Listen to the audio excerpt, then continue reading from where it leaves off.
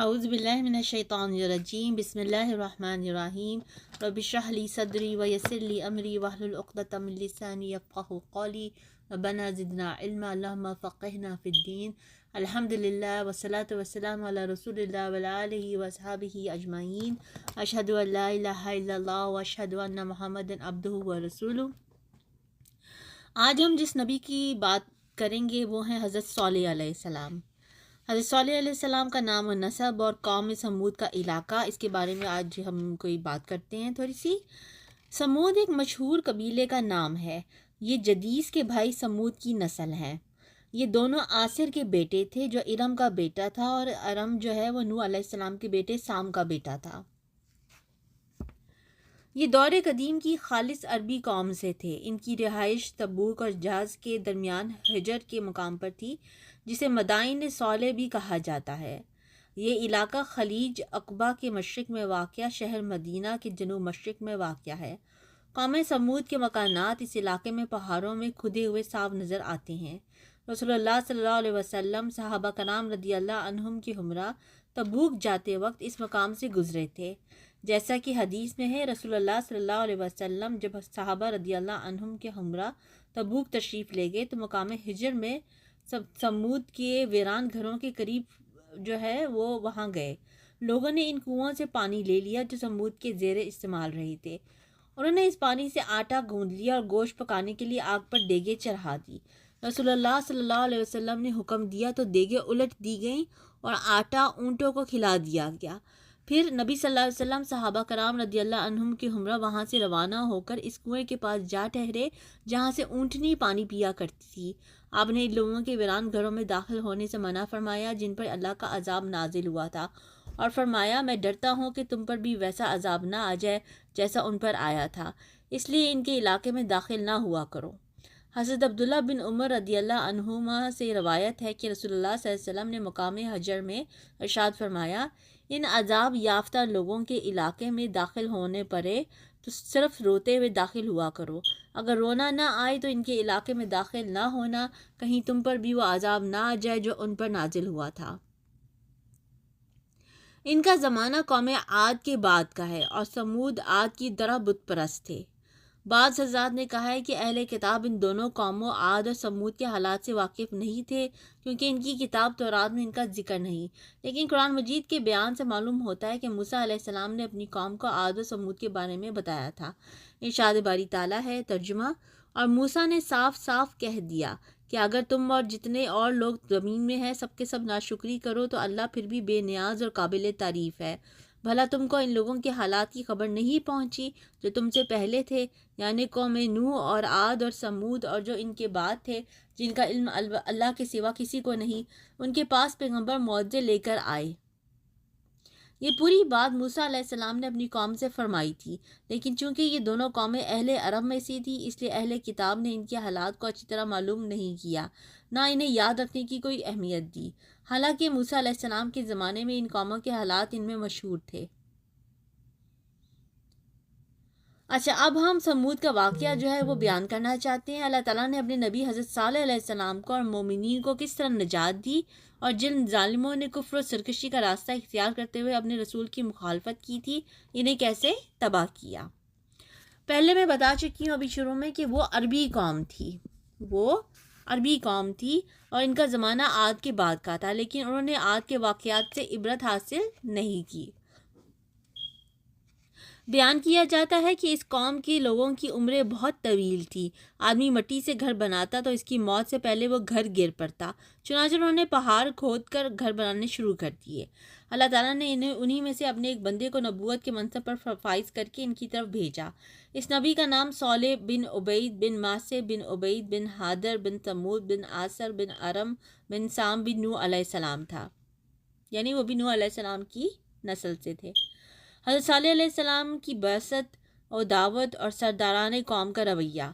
اس کے بارے میں اب ہم بات کریں گے۔ حضرت صالح علیہ السلام نے قوم کو اس بات کی دعوت دی کہ اللہ وحدہ لا شریک کی عبادت کریں، بتوں سے کنارہ کشی کریں اور اللہ کے ساتھ کسی چیز کو شریک نہ بنائیں۔ کچھ لوگ ایمان لے آئے لیکن اکثر نے کفر کیا اور زبان و عمل سے انہیں اذیت دی، انہیں شہید کرنے کا پروگرام بنایا اور اس اونٹنی کو قتل کر دیا جس سے اللہ تعالیٰ نے صالح علیہ السلام کی سچائی کی دلیل کے طور پر پیدا فرمایا تھا۔ چنانچہ اللہ تعالیٰ نے انہیں شدید گرفت میں لے لیا۔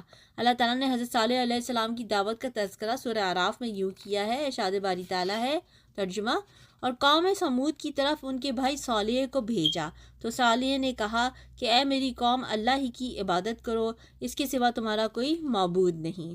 اور مزید فرمایا، ترجمہ، اور یاد کرو جب اس نے تم کو قوم عاد کے بعد سردار بنایا اور زمین پر آباد کیا کہ نرم زمین سے مٹی لے لے کر محل تعمیر کرتے ہو اور پہاڑوں کو تراش تراش کر گھر بناتے ہو، پس اللہ کی نعمتوں کو یاد کرو اور زمین میں فساد نہ کرتے پھرو۔ ان کی قوم کے سردار لوگ جو غرور رکھتے تھے غریب لوگوں سے جو ان میں سے ایمان لے آئے تھے، کہنے لگے، بھلا تم یقین کرتے ہو کہ صالح اپنے پروردگار کی طرف سے بھیجے گئے ہیں؟ انہوں نے کہا، ہاں، جو چیز وہ دے کر بھیجے گئے ہیں ہم اس پر بلا شبہ ایمان رکھتے ہیں۔ تو مغرور سردار کہنے لگے کہ جس چیز پر تم ایمان لائے ہو ہم اس کو نہیں مانتے۔ یعنی اللہ نے تمہیں عاد کے جانشین بنایا ہے تاکہ تم ان کے حالات سے عبرت حاصل کرو اور ان جیسے عمل نہ کرو۔ اللہ تعالیٰ نے تمہیں یہ زمین عطا فرمائی جس کے میدانوں میں تم محلات تعمیر کرتے ہو اور پہاڑ تراش کر بڑی مہارت، کاریگری اور پختگی کے ساتھ مکان بناتے ہو۔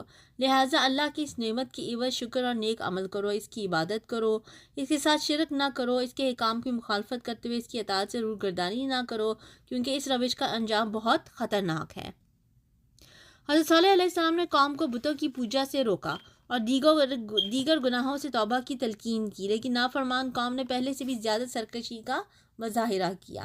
سورہ ہود میں ارشاد باری تعالیٰ ہے، اور سمود کی طرف ان کے بھائی صالح کو بھیجا، انہوں نے کہا کہ اے میری قوم، اللہ ہی کی عبادت کرو، اس کے سوا تمہارا کوئی معبود نہیں، اسی نے تم کو زمین سے پیدا کیا اور اس میں عبادت کیا، سو اس سے مغفرت مانگو اور اس کے آگے توبہ کرو، بے شک میرا پروردگار نزدیک بھی ہے اور دعا کا قبول کرنے والا بھی ہے۔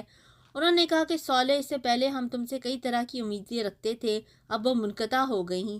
کیا تم ہم کو ان چیزوں کے پوجنے سے منع کرتے ہو جن کو ہمارے بزرگ پوجتے آئے ہیں، اور جس بات کی طرف تم ہمیں بلاتے ہو اس میں ہمیں سخت شبہ ہے۔ صالح نے کہا، اے قوم، بھلا دیکھو تو اگر میں اپنے رب کی طرف سے کھلی دلیل پر ہوں اور اس نے مجھے اپنے ہاتھ سے نبوت کی نعمت بخشی، پھر اگر میں اللہ کی نافرمانی کروں تو اس کے سامنے میری کون مدد کرے گا؟ تم تو کفر کی باتوں سے میرا نقصان ہی بڑھا رہے ہو۔ اللہ ہی نے تمہیں زمین سے پیدا کیا ہے اور تمہیں اس کے عباد کرنے والا بنایا، یعنی زمین میں جو فصلیں اور پھل ہیں وہ تمہیں دیے، اس لیے وہی خالق اور رازق ہے اور وہی اکیلا عبادت کا مستحق ہے، نہ کہ کوئی دوسری چیزیں اور افراد۔ فاستغفروا ثم توبوا الیہ، سو اسی سے بخشش مانگو پھر اس کے آگے توبہ کرو، یعنی تم جو بدعمالیاں کر رہے ہو انہیں چھوڑ کر اللہ کی عبادت میں مشغول ہو جاؤ، وہ توبہ قبول کر کے تمہیں معاف فرما دے گا۔ ان ربی قریب مجیب، میرا رب یقیناً قریب ہے اور قبول کرنے والا ہے۔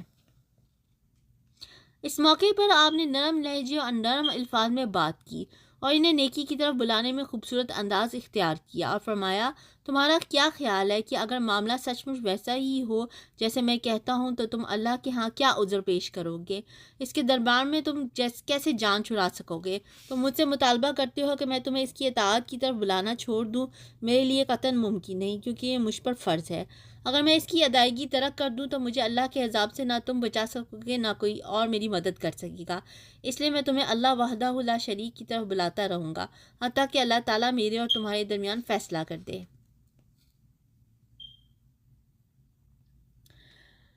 تو یہ باتیں کی نبی نے، صالح علیہ السلام نے اپنی قوم سے۔ سورہ شعراء میں دعوت صالح کا تذکرہ یوں کیا گیا ہے، اور قوم سمود نے بھی پیغمبروں کو جھٹلایا جب ان کو ان کے بھائی صالح نے کہا، تم ڈرتے کیوں نہیں؟ میں تو تمہارا امانت دار پیغمبر ہوں، سو اللہ سے ڈرو اور میرا کہا مانو، اور میں اس کا تم سے بدلہ نہیں مانگتا، میرا بدلہ اللہ رب العالمین کے ذمہ ہے۔ کیا جو چیزیں تمہیں یہاں میسر ہیں ان میں تم بے خوف چھوڑ دیے جاؤ گے؟